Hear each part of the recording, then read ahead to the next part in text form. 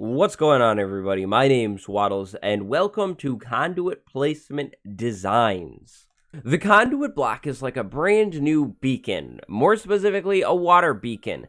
So, as you know, with beacons, you need to make a pyramid. Well, with conduit, you don't necessarily have to make any shape, which is really cool and opens up a lot of different possibilities for how you could place it and make it work in your base. Today, I'm going to show you some placement designs. Of course, thank you to DrewFX for the idea. If you enjoy the video, leave a like, maybe subscribe, and let's go. I don't want to begin by plugging another video of mine, but I should do this here in case you're a little unfamiliar as to what Conduit really is and how you get it and all of that stuff. I do have a video explaining all of that. I'll throw it on the end slide, so look out there for that if you want to learn a little bit more about it. I'm not going to sum it up too much. But basically, for this conduit beacon, for the maximum strength, you need to have at least 42 blocks around this thing. Now, right in front of me is your typical placement design for this conduit beacon to work fully. Now, of course, you do need this to be underwater. It can't be floating above the land. You would need all water in the middle there. But I'm doing it on the land so we can see it a whole lot easier today. But yeah, just keep in mind, it all needs to be submerged under the water because it is a water beacon after all. So it wouldn't make sense to have it floating on the ground. You could, of course, have 43 or 44 or 45 or however many blocks in this little area around this conduit. I should say that the area is basically out to where each of these corners are and up. So, you know, if you're trying to come up with your own design, maybe just build this to start and then start removing blocks and moving them around. That's how I did it here. But these corners and anything like this would count as a block around the conduit. So keep that in mind. Now, the blocks that you can use is prismarine bricks, and sea lanterns. So all of those water-themed bricks. I don't think you can use the dark prismarine bricks, or the slab and stair variants, but I am not 100% sure. So you can come up with something like this, again keeping the same shape here, but just getting a little more creative and fancy, interlocking these basically three squares is what's going on. We have one square on the top going around like that, we have one square laying down going around like that, and then we have one more square going around like that. So you can do different variations on this same normal basic design. You could go and maybe throw your sea lanterns on the corner, whatever you want to do, as long as you have those 42 blocks. I guess I should have interrupted this, but you don't need 42 blocks for it to work. The 42 blocks needed is for the maximum strength, but all the designs I am now about to show you do give you maximum strength on your conduit. So the first idea here that I came up with is something like this. So this would work, let's say, in a hallway. Now, of course, you know, it's all submerged, but if you have the conduit going, you can breathe underwater. So maybe you could make a whole hallway with prismarine and just have the conduit sitting in the middle of it like this. I went ahead and did some stripes here because I found that all prismarine was a little much, or more like a lot much. So I broke that up with that. Now, no sea lanterns here, but of course, like I said, that's okay. So what's going on here is I have a 3 deep floor. It's 5 long there.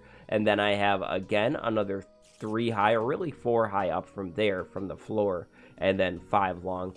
And then 2 hanging out over the top. So, you know, just take a look at it. Pause the video at any time if that's what you want to do. If you want to copy this and switch blocks around, of course, do that. Keep in mind, of course, with all these designs, the blocks aren't the only way you can do it. You can switch it with sea lanterns, do whatever. Swinging on over to my next design right here, I basically took that main initial frame and then took the whole front part off of it and put it on the back. So I still do have these front pieces hanging out, but I moved all of the stuff blocking it on the front to the back. I could see this being used in like a museum or somewhere where you're trying to showcase this conduit, because keep in mind, once you get this thing up and running, it does have a pretty cool animation. You see, pretty cool animation, so maybe you want to utilize that animation and show it off somehow with some glass on the front or something, but yeah. So here's that idea to showcase off this animation. I guess all of them, well, not all of them, but that one will as well showcase off the cool effect. Moving on over, I have the normal shape here, but I interlocked 3 different types of squares, basically. I was imagining, say, this prismarine square is one giant square, and, you know, you brought it back from the ocean or something like that. Same with the sea lantern, same with the bricks here. So just kind of getting creative here and mixing these squares together they overlap and then underlap. I don't know. They're all interlocked together. Kind of cool. This design is actually done, but not done at the same time. What that means is that I technically have more than my 42 block requirement. If you go ahead and count a lot of these, I went over the 42 blocks because I just did. But what I was envisioning here for this design is completing this whole square. So these are all going to be extra blocks at this point, but maybe having this sit underneath a floor somewhere. So let's say our floor is up here or something, and then we have this underneath, and you can see all the water in there. You will need water to go up higher, though, because you still need this 3x3 of water, I do believe. But kind of a cool little design, and like I said, you already have the maximum number of blocks you need here, so you could just set this somewhere in your base, again, keeping in mind of the whole water requirement thing, and that's going to go over the top. But yeah. Now, technically, if you wanted to make sure the water requirement thing was going to be met, you could go ahead and add another row on here, and you could then actually take out the whole bottom row along this edge down here because you're just moving it up here. So if you wanted to really preserve prismarine blocks, because let's say you literally only got 42 or something, you could do something like that, and that works just as good. And here we go. My last design idea for you for the conduit is right here. Now, this is a straight up hallway idea, kind of an expansion on that first idea that I showed you way down there. This is literally a hallway. Now, this would all be filled with water. You can't walk through the conduit as of right now. I'm not sure if you can when it has the whole animation thing going on. You cannot walk through this when it has the animation happening. However, if you use your imagination here, picture we have one room that I'm standing in right now, and then we have another room over here that I'm now flying in or floating in. Then this hallway just connects the two rooms. Maybe you make some kind of fancy air locker, water locking door so the water doesn't flood into your rooms, and you just have a hallway that's all underwater because it's a science experiment room with this conduit going on in here to cover your whole base and, of course, more importantly, the area outside your base. I do imagine your base doesn't have water inside of it just because you can. You know, you have a dry base and then you have water outside that you can breathe in too.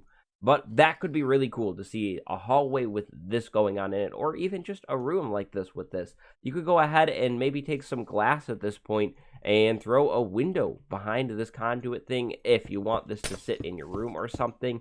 So you have glass there, maybe you have glass up front or something like that. You have water in here. You know, all that kind of cool stuff that I've been talking about all video could be kind of cool to see, though, in your water base. And so now it's your turn. Go ahead and play around with these mechanics and find out what you can do. You see, what I'm doing here is I place 4 blocks so that I would go and be like, okay, 1, 2, 3, 4. I can cut 4 out, right? So then I go 1, 2, 3, 4. That's 4. And then I can go 1, 2, 3, 4. You know, just slowly placing blocks and then removing them. That's how I came up with all of these designs. So let's say we have this extra one here and I don't want it. We'll go there. And then we could go down here and go there, and boom. Already, you have a whole another design idea for something you can do with the conduit. These designs are pretty easy to come up with, like I said, if you just build the original shape and then take blocks out and replace them. Now, I would recommend doing this in, you know, of course, creative. It might be a little easier instead of having to sit and mind blocks, but you do you. You know, just get creative and try and come up with something cool. I like all the windows on this one. That's kind of cool. Honestly, this new one might be my favorite. I don't know, though. My name's Waddles. I hope you enjoyed this little video. Again, thanks to Drew for the idea for the video. What are you thinking? Do you want to see something different? Let me know down below. Right now is a good time to subscribe if you haven't done that already, or even drop a like on that if you haven't done that yet either. Please do both of those. My name's Waddles. Thanks for watching. Go have a good day. I will see you next time. Goodbye.